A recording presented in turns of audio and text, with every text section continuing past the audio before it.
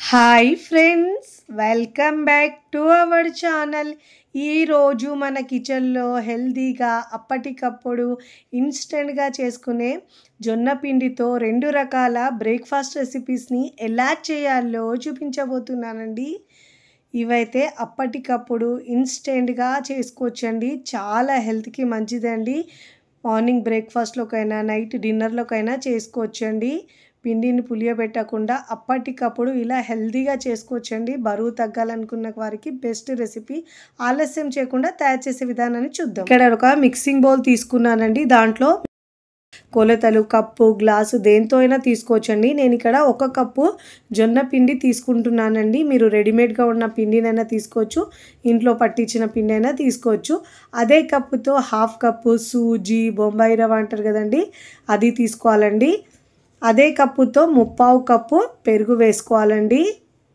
అన్ని కొలతలు ఒకదాంతోనే తీసుకోవాలి. ఇప్పుడు అన్ని ఇంగ్రీడియంట్స్ని ఒకసారి బాగా మిక్స్ చేసుకోవాలండి. ఫస్ట్ టైం నా ఛానల్ చూస్తున్న వాళ్ళు ప్లీజ్ నా ఛానల్ని సబ్స్క్రైబ్ చేసుకోండి, లైక్ చేయండి, పక్కనున్న బెల్ ఐకాన్ని ప్రెస్ చేయండి. ఇలా ప్రెస్ చేయడం వల్ల నేను పెట్టే వీడియో నోటిఫికేషన్ ముందుగా మీ హోమ్ పేజ్కి వస్తాయండి. ఇలా మిక్స్ చేసుకున్న తర్వాత కొద్దిగా వాటర్ వేస్తూ పిండిని మిక్స్ చేసుకోవాలండి. ఇక నేను 1 కప్పు వాటర్ తీసుకున్నానండి. కొద్దిగా వేస్తూ పిండిని మిక్స్ చేసుకోవాలండి. ఒకటేసారి మనం వాటర్ ఎక్కువ వేసుకుంటే పిండి పల్చగా అయిపోతుంది కాబట్టి కొద్దిగా వాటర్ వేస్తూ పిండిని మిక్స్ చేసుకోవాలండి. ఇడ్లీ పిండి ఎలా ఉంటుందో అలా మిక్స్ చేసుకోవాలండి. ఇలా చేస్తే చాలా సాఫ్ట్గా మృదువుగా వస్తాయండి ఇడ్లీలు అయితే. ఇప్పుడు ఇలా కొద్దిగా వేస్తూ మిక్స్ చేసుకోవాలండి. ఏమీ ఉండలు లేకుండా చక్కగా పిండిని మిక్స్ చేసుకోవాలి. చూడండి, ఇలా ఈ కన్సిస్టెన్సీలో పిండిని బాగా మిక్స్ చేసుకోవాలండి. ఇప్పుడు ఇలా మిక్స్ చేసుకున్న పిండిని మనము మూత పెట్టేసి ఒక 5 నుంచి 10 నిమిషాలు పక్కకు పెట్టుకోవాలండి. మీరు చట్నీ చేయకపోతే 10 నిమిషాల్లో అయిపోతుందండి ఇడ్లీ అయితే. ఇడ్లీ చట్నీ చేయాలంటే ఒక 15 నిమిషాలైనా పడుతుంది. ఇప్పుడు కమ్మటి చట్నీని రెడీ చేసుకుందామండి. ముందుగా చిన్న బౌల్ తీసుకొని దాంట్లో ఒక చిన్న లెమన్ సైజు చింతపండును నానబెట్టుకొని పక్కకు పెట్టుకోవాలండి. ఇప్పుడు స్టవ్ మీద ప్యాన్ పెట్టుకొని 1 కప్పు దాకా పల్లీలు వేయించుకోవాలండి. లో ఫ్లేమ్లో మంటనుంచి పల్లీలను వేయించుకోవాలండి. పల్లీలు మాడితే టేస్ట్ మారిపోతుందండి. మంటను లో ఫ్లేమ్లో ఉంచుతూ కలుపుతూ ఇలా బాగా మిక్స్ చేసుకుంటూ పల్లీలు వేయించుకోవాలి. ఇలా బాగా వేగిన తర్వాత ఈ పల్లీలను ఒక ప్లేట్లో తీసుకొని పక్కకు పెట్టుకోవాలండి. ఇప్పుడు ఇదే ప్యాన్లో 1 టీ స్పూన్ దాకా ఆయిల్ వేసుకోవాలండి. ఆయిల్ బాగా వేడైన తర్వాత ఇప్పుడు దీంట్లో ఒక 2 టేబుల్ స్పూన్ దాకా ధనియాలు వేసుకోవాలండి. ఈ చట్నీ టేస్ట్ అయితే చాలా బాగుంటుందండి. ఎప్పుడు పల్లీ చట్నీలో మనం ఇలా కొబ్బరి చట్నీ కాకుండా ఇలా కొత్తగా ఒకసారి చేసుకోండి, చాలా బాగుంటుందండి. జీలకర్ర 1 టీ స్పూన్ దాకా వేసుకోవాలండి. ఆవాలు 1/2 టీ స్పూన్ దాకా వేసుకోవాలి. వేసుకొని లో ఫ్లేమ్లో బాగా వేయించుకోవాలండి. ఇప్పుడు దీంట్లో ఒక 4 టేబుల్ స్పూన్ దాకా మినపగుళ్ళు వేసుకోవాలండి. ఇలా మినపగుళ్ళు వేసుకొని చట్నీ చేస్తే రుచి చాలా బాగుంటుందండి. పప్పులేమి మాడొద్దండి. మంటను లో ఫ్లేమ్లో ఉంచుకోవాలి. ఒక పిడికెడు దాకా మనము కరివేపాకు వేసుకోవాలండి. దీన్ని కూడా లో ఫ్లేమ్లో ఉంచి మంచిగా ఫ్రై చేసుకోవాలండి. ఇడ్లీ, దోశలు దేంట్లో కూడా వడల్లో కూడా చాలా కమ్మగా ఉంటుందండి ఈ చట్నీ అయితే. ఇప్పుడు ఇలా లో ఫ్లేమ్లో బాగా వేయించుకోవాలండి. మీరు కావాలంటే దీంట్లో వెల్లుల్లి కూడా వేసుకోవచ్చండి, ఒక 4 నుంచి 5 దాకా. ఇప్పుడు ఇలా బాగా వేగిన తర్వాత ప్లేట్లో తీసుకొని పక్కకు పెట్టుకొని చల్లారించుకోవాలండి. ఇప్పుడు ఇదే ప్యాన్లో 1 టీ స్పూన్ దాకా ఆయిల్ వేసుకొని ఇప్పుడు దీంట్లో ఎండుమిరపకాయలు ఒక 4 దాకా వేసుకోవాలండి. నేను ఇక్కడ కలర్ కోసం కాశ్మీర్ కారం ఒక 4 తుంచి వేసుకుంటున్నానండి చిన్న ముక్కలుగా. దీన్ని కూడా మంటను లో ఫ్లేమ్లో ఉంచి బాగా వేయించుకోవాలండి. ఇప్పుడు ఇలా బాగా వేయించుకున్న తర్వాత ముందుగా మనము వేయించుకున్న పల్లీలను కూడా వేసుకొని ఇప్పుడు బాగా వేయించుకోవాలండి. ముందైతే మనం ఆయిల్లో వేయించలేదు, ఇప్పుడు ఆయిల్లో వేయించుకుంటున్నాము. మంటను లో ఫ్లేమ్లో ఉంచి ఇలా బాగా వేయించుకోవాలండి. ఇప్పుడు ఇలా బాగా వేయించుకున్న తర్వాత ముందుగా నానబెట్టుకున్న చింతపండు ఉంది కదండి, ఆ చింతపండు రసంతో పాటు ఇలా వాటర్ మొత్తం వేసేసేయాలి దీంట్లోనే. వేసుకొని ఇప్పుడు మంటను మీడియం ఫ్లేమ్లో ఉంచి ఇలా బాగా ఉడికించుకోవాలండి. ఇలా చేసిన చట్నీ రుచి అయితే చాలా కమ్మగా ఉంటుందండి. వేడి వేడి అన్నంలో వేసుకున్నా కానీ రుచి అద్భుతంగా ఉంటుందండి. ఇలా స్టవ్ ఆఫ్ చేసుకొని పూర్తిగా చల్లారించుకున్న తర్వాతనే ముందుగా ఇలా మనము మినపప్పు అవి వేసుకున్నాం కదండి, దాన్ని మనము గ్రైండ్ చేసుకోవాలి. కాస్త బరకగా గ్రైండ్ చేసుకొని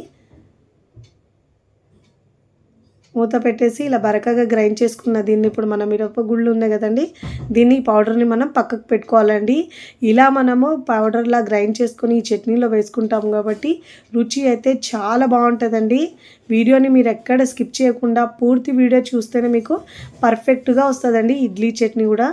ఇప్పుడు పల్లీలను కూడా వేసుకోవాలండి. దీంట్లో వేసుకొని కొద్దిగా వాటర్ యాడ్ చేసుకోవాలి. ఇదే కడాయిలో కొద్దిగా వాటర్ వేసుకొని అదే వాటర్ దాంట్లో వేసుకొని గ్రైండ్ చేసుకోవాలండి. ఇప్పుడు ఇలా గ్రైండ్ చేసుకున్న చట్నీని మనము బౌల్లోకి తీసుకోవాలండి. చాలా టేస్టీగా ఉంటుందండి ఈ చట్నీ. రుచి అయితే సూపర్గా ఉంటుంది. వేడి వేడి ఇడ్లీలో ఇలా చట్నీ పోసుకొని తినండి. ఇడ్లీ ఇష్టం లేని వాళ్ళు కూడా మళ్ళీ మళ్ళీ కావాలంటారండి, అంత బాగుంటుంది.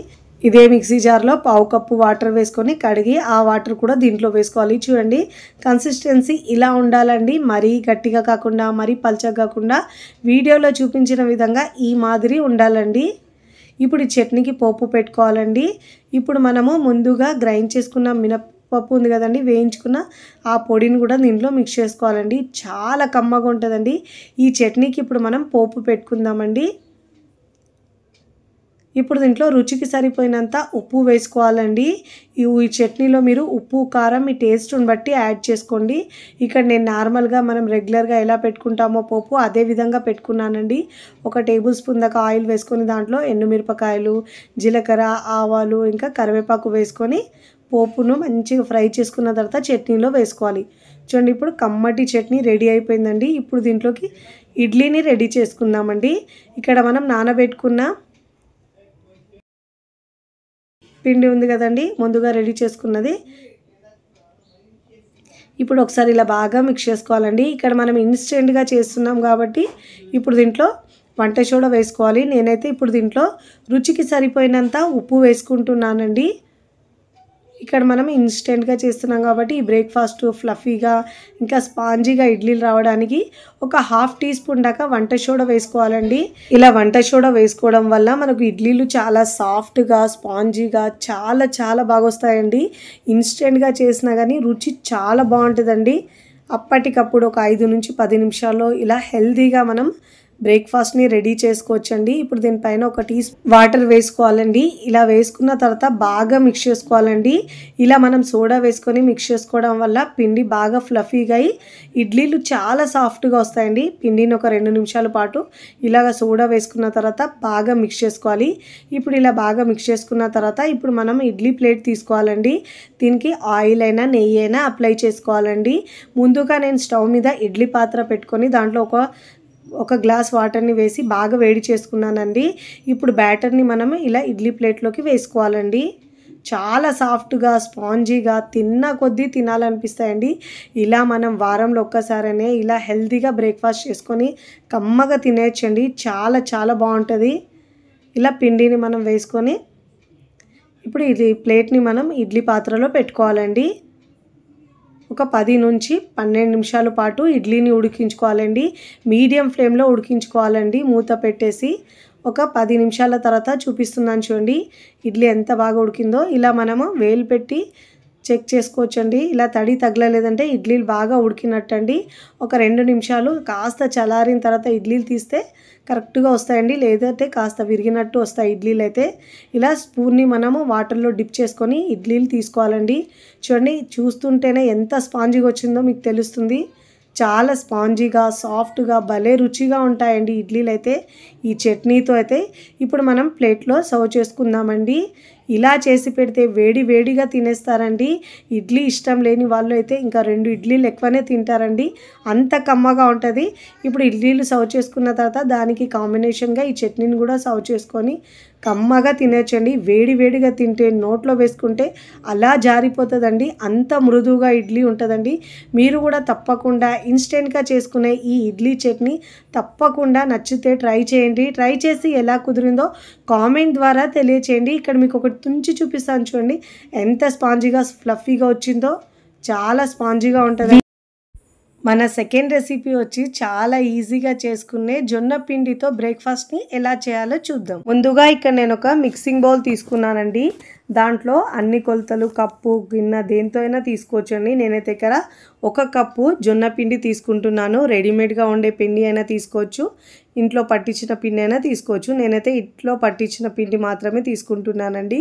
సన్నగా తరిగిన కొత్తిమీర 2 టేబుల్ స్పూన్, కరివేపాకు ఆకులు సన్నగా కట్ చేసుకొని ఒక 2 టేబుల్ స్పూన్ దాకా వేసుకోవాలండి. ఇప్పుడు దీంట్లో మీడియం సైజు 2 ఆనియన్ తీసుకోవాలి,